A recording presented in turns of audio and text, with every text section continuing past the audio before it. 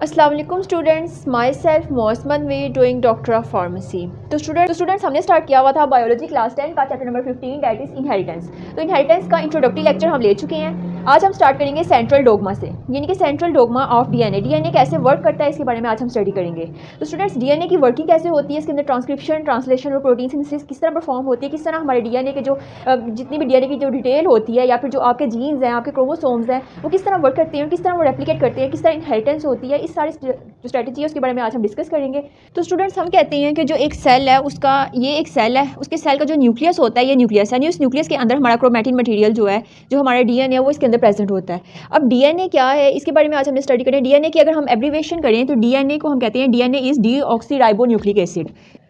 तो स्टूडेंट्स ये डीएनए है, डीएनए का क्या है, इसके अंदर डीऑक्सीराइबोन्यूक्लिक एसिड, ठीक है। इस डीएनए के बारे में हम स्टडी करते हैं कि कैसे ये डीएनए जो है वो रेप्लिकेट करता है। और अगर हम फिजिकली इसका स्ट्रक्चर देखना चाहते हैं तो ऐसा क्या स्ट्रक्चर इसके अंदर प्रेजेंट है जो कि जीन्स को ट्रांसफर करते हैं from one generation to another generation, ठीक है। डीएनए की अगर हम बात करते हैं ना तो डीएनए हम कहते हैं ये डबल हेलिक्स स्ट्रक्चर है।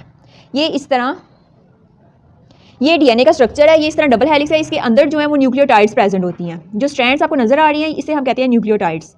ये स्टडी करने के लिए जो एक मॉडल होता है उसे हम कहते हैं वेस्टर्न क्रिक मॉडल। इस मॉडल के अकॉर्डिंग डीएनए जो है वो डबल हेलिक्स स्ट्रक्चर है। ये इस तरह आप देख सकते हो कि इसके अंदर 2 हेलिक्स हैं, तो ये डबल हेलिक्स स्ट्रक्चर है।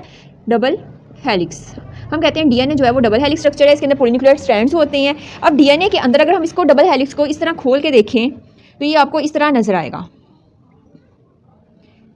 इस तरह बैकबोन है वो फॉस्फेट ग्रुप से मिलकर बनी होती है। तो स्टूडेंट्स इसके अंदर आपको ये जो इस तरह नजर आएगा ये नाइट्रोजनस बेसिस है, ठीक है। पे हम कहते हैं कि फॉस्फेट बॉन्ड्स और जो शुगर मॉलिक्यूल्स हैं वो स्ट्रैंड्स में प्रेजेंट होते हैं। ये इनसाइड स्ट्रक्चर है। इसके अंदर जो न्यूक्लियोटाइड्स प्रेजेंट होते हैं डीएनए में उनका नाम है एडिनाइन, थाइमीन, ग्वानाइन और साइटोसिन। डीएनए के इनसाइड प्रेजेंट होते हैं। अगर हम इस डबल हेलिक्स स्ट्रक्चर को ओपन करके देखते हैं तो ये इस तरह आपको नजर आएगा और इसके अंदर ये जो प्रेजेंट है ये नाइट्रोजनस बेसिस प्रेजेंट है।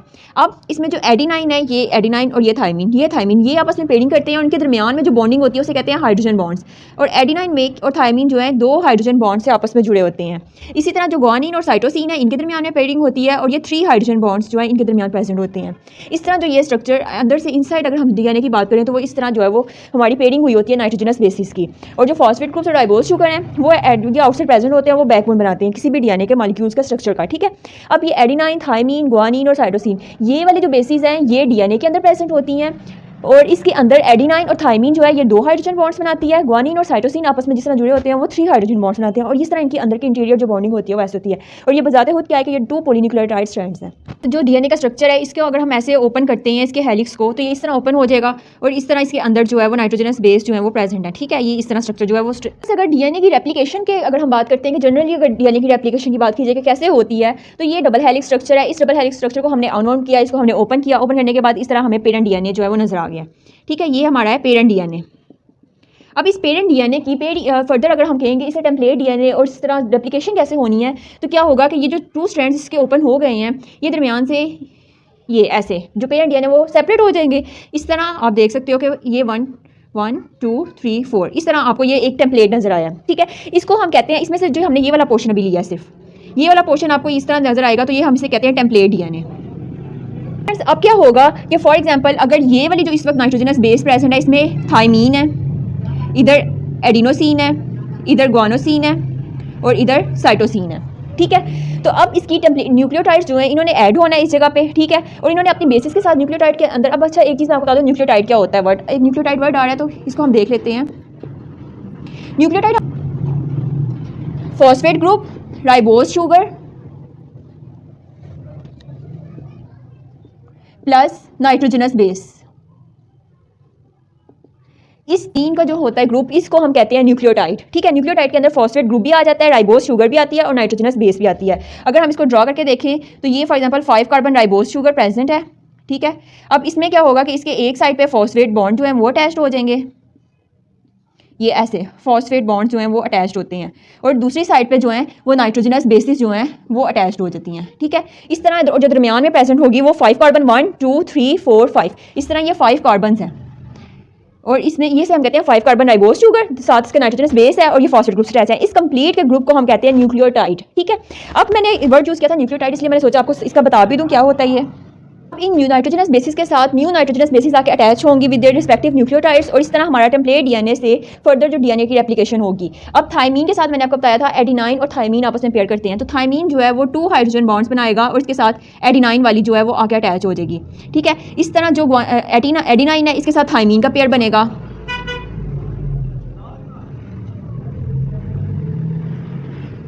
इस तरह जो एडिनाइन है इसके साथ थाइमीन का पेयर बनेगा और वो आके अटैच हो जाएगा। और जो ग्वानोसिन है इसके साथ साइटोसिन का पेयर बनना था, तो 3 हाइड्रोजन बॉन्ड्स लगेंगे और ये साइटोसिन का पेयर बन जाएगा।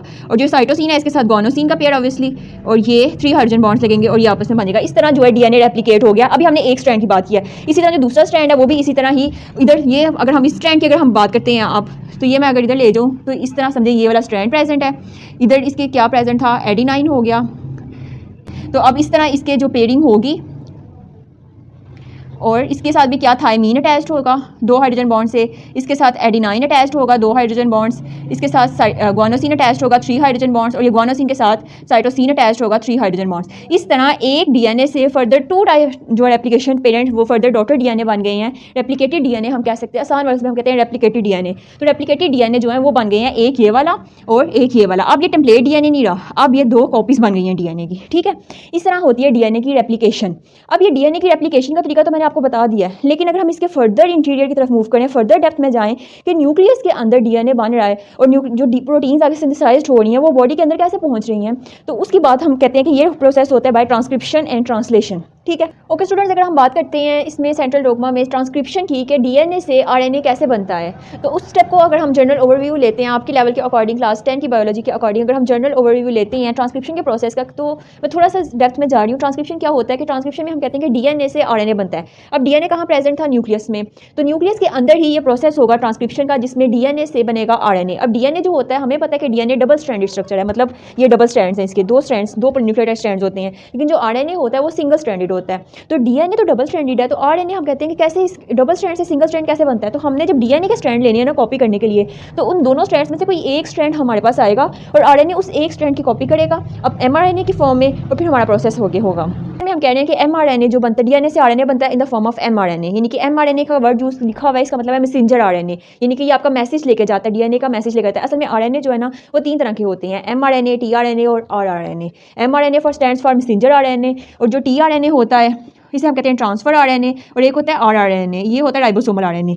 तो ये तो हम अगर हमारा काम है इस वक्त सबसे पहले ट्रांसक्रिप्शन आरएनए को पकड़ना, तो अब मैसेंजर यानी कि नाम से पता चल रहा है मैसेज लेके जाएगा डीएनए से, तो in the form of mRNA. Students, एक एंजाइम होता है जिसे हम कहते हैं आरएनए पॉलीमरेज। इस एंजाइम ने ट्रांसक्रिप्शन करवानी है। अब इस एंजाइम ने ट्रांसक्रिप्शन किस तरह करवानी है उसके बारे में हम स्टडी करते हैं।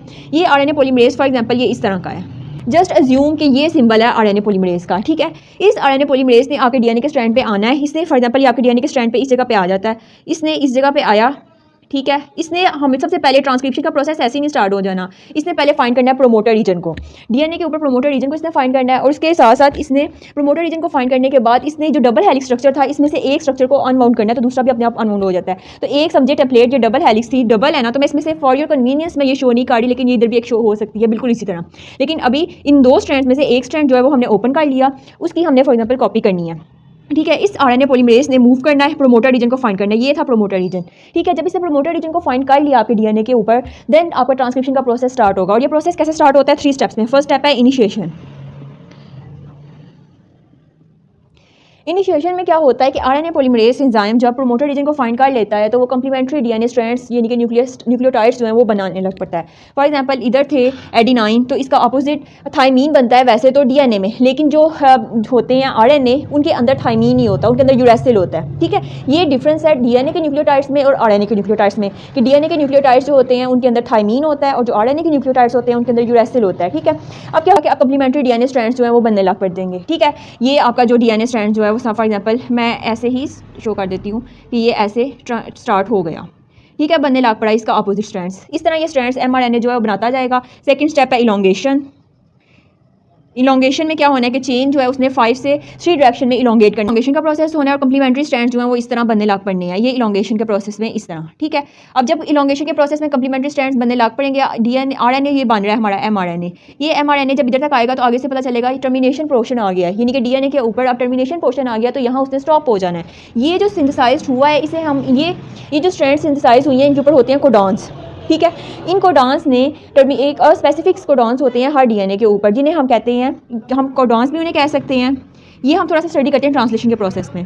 कोडॉन्स भी उन्हें हम किसे कह सकते हैं या फिर इंसाइजर्स भी कह सकते हैं। आने से पहले एक इलॉन्गेशन और टर्मिनेशन जो थर्ड स्टेप है उसमें क्या होगा कि अब हमारा जो थर्ड स्टेप है उसमें क्या होगा, अब जो हमारा mRNA है जब इसे पता चलेगा टर्मिनेशन पोर्शन आ गया तो वो बस इधर स्टॉप कर जाएगा। ठीक है, इससे आगे फर्दर न्यूक्लियोटाइड्स को सिंथेसाइज नहीं होंगी और एज अ रिजल्ट अब ये mRNA जो है वो रिलीज हो जाएगा in the form of messenger RNA। अब इसके पास सारे न्यूक्लियोटाइड्स थे जो कि डीएनए से कॉपी हो चुके हैं, डीएनए के जितने भी न्यूक्लियोटाइड्स थे वो इसके ऊपर कॉपी हो चुके हैं। अब ये mRNA की फॉर्म में रिलीज हो सकता है।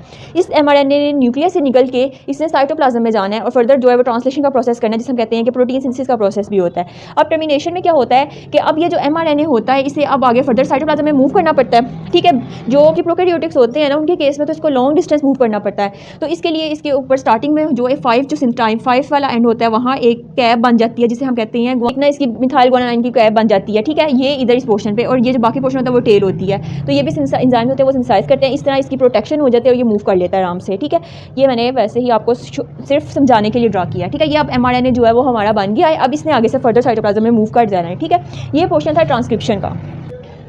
ये एक जनरल ओवरव्यू है ट्रांसक्रिप्शन का, कि सिर्फ समझाने के लिए कि ट्रांसक्रिप्शन होती क्या है। आपके बुक के ऊपर तो सिर्फ एक लाइन लिखी हुई है डेफिनेशन की, मैंने सिर्फ इसलिए थोड़ा सा एक्सप्लेन कर दिया है ताकि आपको पता चले कि ट्रांसक्रिप्शन में डीएनए से RNA in the form of mRNA इस तरह कैसे बनता है। ठीक है, अब ओके स्टूडेंट्स, अब हम स्टार्ट करते हैं ट्रांसलेशन में। अब क्या हुआ है कि अब जो हमारा mRNA था वो बन गया है। ठीक है, अब इस mRNA ने आगे से प्रोटीन्स को सिंथेसाइज करना है in the form of amino acids. मतलब कोई भी प्रोटीन जो होती है उनका बेसिक यूनिट जो होता है वो अमाइनो एसिड की चेन होता है। ठीक है, ये उसका बेसिक यूनिट होता है। वैसे ये पॉलीपेप्टाइड या फिर ये ऐसे अगर हम कहें तो ये प्रोटीन्स लॉन्गेशन जो होती है ये। अब इस प्रोटीन्स ने बॉडी के अंदर वर्क करना और आपकी तकरीबन बॉडी का जो पार्ट होता है वो प्रोटीन्स के ऊपर ही डिपेंड करता है और इसी ने आगे सब फंक्शन परफॉर्म करने होते हैं। अब हमारा इस ट्रांसलेशन में जो मेन फोकस है वो इस राइबोस जो mRNA बन गया इससे प्रोटीन्स बनाना है। ठीक है, अब इससे प्रोटीन्स कैसे बनेंगी, ये था आपका mRNA। स्टूडेंट्स, अगर आप इसको ध्यान से देखोगे तो ये एक पिक्टोरियल वे में मैं आपको थोड़ा सा समझा देती हूँ। ये आपका एक mRNA है। ठीक है, फॉर एग्जांपल ये उसका हमने कहा था 5 कैप है, ये 5 एंड है, ये 3 एंड है। ठीक है, तो हमने कहा था ये जो कैप होता है मैंने आपको पहले भी ट्रांसक्रिप्शन में दिखाया। ठीक है, अब मैंने बताया था कि कोडॉन्स होते हैं। कोडॉन्स जो होते हैं वो 3 न्यूक्लियोटाइड्स का पेयर जो होता है उसे हम कहते हैं कोडॉन्स। अब जो स्टार्टिंग कोडॉन किसी भी mRNA का स्टार्टिंग कोडॉन होता है वो होता है AUG। अगर तो ये कोडॉन प्रेजेंट होता है तो तभी आपका जो है स्टार्टिंग होगी, तभी आगे से ये प्रोसेस बनेगा, एक प्रोटीन ही नहीं बनेगी, प्रोटीन्स बनेगी। अगर तो आपका कोडॉन ही नहीं प्रेजेंट, आपकी बॉडी के अंदर स्टार्टिंग कोडॉन ही नहीं मिल रहा, तो आपका ये प्रोटीन्स कभी भी नहीं मिलेंगे। जैसे स्पेसिफिक कोड्स होते हैं, जैसे आप लैपटॉप यूज़ करते हो तो लैपटॉप को खोलो, आपने पासवर्ड लगाया तो जब तक आप उसको दोबारा पासवर्ड नहीं लगाते तो आपका लैपटॉप ओपन नहीं होता। इसी तरह आप मोबाइल यूज़ करते हो तो मोबाइल का अगर आपने पासवर्ड लगाया तो आपका मोबाइल जब दोबारा आप ओपन करोगे तो वो पासवर्ड मांगेगा, अगर आप पासवर्ड नहीं दोगे तो मोबाइल ओपन नहीं होगा। इसी तरह कोडॉन्स जो होते हैं ये भी पासवर्ड्स होते हैं, और जब हम इनको देते हैं तो हम इनको हमेशा एंटी कोडॉन्स देते हैं। कोडॉन के साथ एंटी कोडॉन का पेयर बनता है तो फिर ही ट्रांसलेशन का जो प्रोसेस है वो इलॉन्गेशन जो होती है, न्यूक्लियोटाइड्स जो है बनेंगी और न्यूक्लियोटाइड्स की पेयरिंग से एक प्रोटीन सिंथेसिस होगी। अब जो ये है हमारा mRNA। ठीक है, अब स्मॉल राइबोसोम्स हैं, ये है स्मॉल राइबोसोमल सब यूनिट, स्मॉल राइबोसोमल सब यूनिट। ठीक है, अब ये स्मॉल राइबोसोम्स हैं, इसके अलावा एक क्या है, इसके ऊपर प्रेजेंट होगा tRNA। मैंने आपको बताया था ना mRNA होता है, tRNA होता है और rRNA होता है। ठीक है, इधर प्रेजेंट है tRNA के पास होते हैं एंटीकोडॉन्स। किसके, स्टार्टिंग कोडॉन के। अगर एंटीकोडॉन कौन से वाला, जैसे अगर तो इसके पास, इस tRNA के पास इस स्टार्टिंग कोडॉन का एंटीकोडॉन है। एंटीकोडॉन का मतलब है अगर A है ना, एडिनोसिन है, तो एडिनोसिन ने लिंक करना है यूरासिल के साथ। ठीक है, इस तरह यूरासिल जो है इसने लिंक करना है एडिनोसिन के साथ। इस तरह गुआनोसिन जो है इसने लिंक करना है साइटोसिन के साथ। मैंने आपको स्टार्टिंग में पेयरिंग बताई थी, ये वो वाली पेयरिंग होती है। अब अगर तो आपके दिमाग में क्वेश्चन आ रहा है ये यू क्यों लिखा है, A का तो हमारे साथ एडिनोसिन का तो थायमिन के साथ था। तो मैंने आपको पहले भी ट्रांसक्रिप्शन में बताया है कि जो राइबोस mRNA होता है, जो RNA होते हैं उनमें यूरेसिल होता है, उनमें थायमिन नहीं होता। थायमिन सिर्फ डीएनए में होता है, डीएनए के न्यूक्लियोटाइड्स में होता है। और इधर हम बात कर रहे हैं आरएनए की। अब डीएनए से बन चुका है आरएनए, तो आरएनए के अंदर आरएनए के न्यूक्लियोटाइड्स होंगे। जो डिफरेंस सिर्फ आता है ये यूरेसिल का आता है, जो थायमिन के अलावा रिप्लेसेबल है। ठीक है, अब क्या है, अगर तो इसके पास ये वाला UAC कोड प्रेजेंट है, UAC, तो तभी ये tRNA इसके साथ आके बाइंड करेगा। अगर तो ये कोड ही नहीं प्रेजेंट ना, तो फिर ये tRNA इसके साथ बाइंड नहीं करेगा। तो स्टूडेंट्स, ये tRNA के ऊपर जो होती है ये होता है अमाइनो एसिड्स होते हैं। अब जो कोई भी प्रोटीन जो होती है वो हमेशा अमाइनो एसिड से मिलकर बनती है। अमाइनो प्रोटीन को हम ये भी कह सकते हैं chain of amino acid, chain of amino acid is called proteins. ठीक है, अब ये एक जो है वो अमाइनो एसिड जो है, फॉर एग्जांपल ये मैथ्यूनिन जो एक अमाइनो एसिड है, ये इसके साथ अटैच्ड है। अब क्या होगा कि इसने इधर आना है mRNA के पास, राइबोसोम ने, और आके इसने सर्च करना है कि क्या मेरे पास UAC जो एंटी कोड है इसका कोई कोडिंग स्टार्टिंग कोडॉन किधर है। वो इधर आके इधर मूव करेगा, इधर इधर इधर इधर करते करते उसको स्टार्टिंग कोडॉन जो है वो मिल जाएगा। फिर क्या होना है, ये mRNA था और ये था स्टार्टिंग कोडॉन AUG। ठीक है, अब इस राइबोसोम आके अटैच्ड हो गया ये ऐसे, और इसने मतलब इधर से मूव करता हुआ वो आके इसके टीआरएनए के साथ बाइंड हो जाएगा और ये उसका मिल जाएगा इसका कोड UAC। और ये आपका जो टीआरएनए है और टीआरएनए के ऊपर जो बाइंडिंग है वो है अमाइनो एसिड, कोई भी अमाइनो एसिड ले लें, मैथ्योनिन ले लें, ठीक है। अब क्या होना है कि ये था स्मॉल राइबोसोमल सब यूनिट, अब एक होगा लार्ज राइबोसोम, ये ऐसे, इसे हम कहते हैं लार्ज राइबोसोम।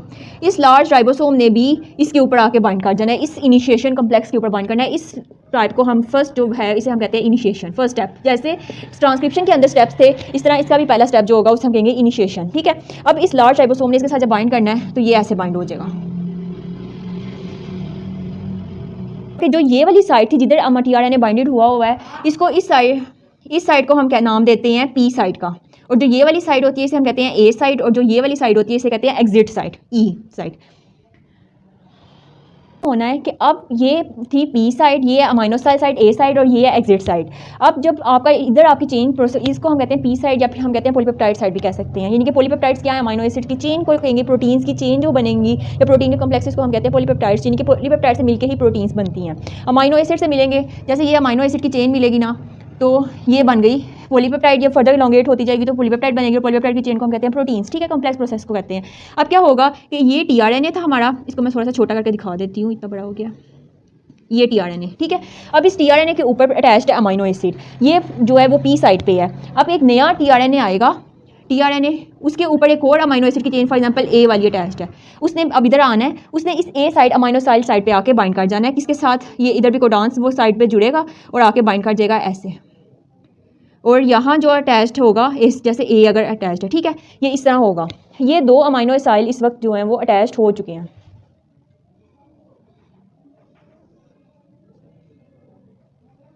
ये टीआरएनए दूसरा आया, वो भी इसके साथ आके अटैच्ड हो गया। अब इस दोनों अमाइनो एसिड्स के दरमियान में होनी है बॉन्डिंग। अब ये बॉन्डिंग कैसे होगी, ये इस तरह, ये आपस में दोनों जो हैं वो बाइंड कर जाएंगे, ठीक है। इनके बाइंड करने से क्या मतलब, एक चेन जो हम चाहते थे ये इस तरह चेन बनना, वो चेन एक स्टार्ट हो जाएगी। अब ये जो टीआरएनए है ये वाला इधर आके एग्जिट साइड पे चला जाएगा, ये आप समझे, ये इधर से आके मूव करके इस साइड पे चला गया, और जो अमाइनो एसिड की चेन है और ये वाला इस साइड पे आ जाएगा, ठीक है। अब इस साइड पे आने से क्या होगा कि जो MA है, ये अब A और इसके साथ अटैच था ये ऐसे M, ये इस तरह बाइंड हो जाएंगे। और ये एग्जिट साइड थी, एग्जिट मतलब दरवाज़ा खुला वो चला जाएगा और ये बाहर चला जाएगा। इसी तरह न्यू फॉर एग्जांपल एक और हम एग्जांपल लेते हैं, C है, ये आके बाइंड अमाइनो एसिड है, टीआरएनए के साथ अटैच्ड है, तो ये अब अमाइनो एसिड जब टीआरएनए के साथ अटैच अपने कोडांस के साथ आएगा इधर, तो ये C वाला आया, इसने अमाइनो एसिड इधर अटैच होना है, इधर से फिर इसने A के साथ जो है वो बॉन्डिंग करनी है इस तरह।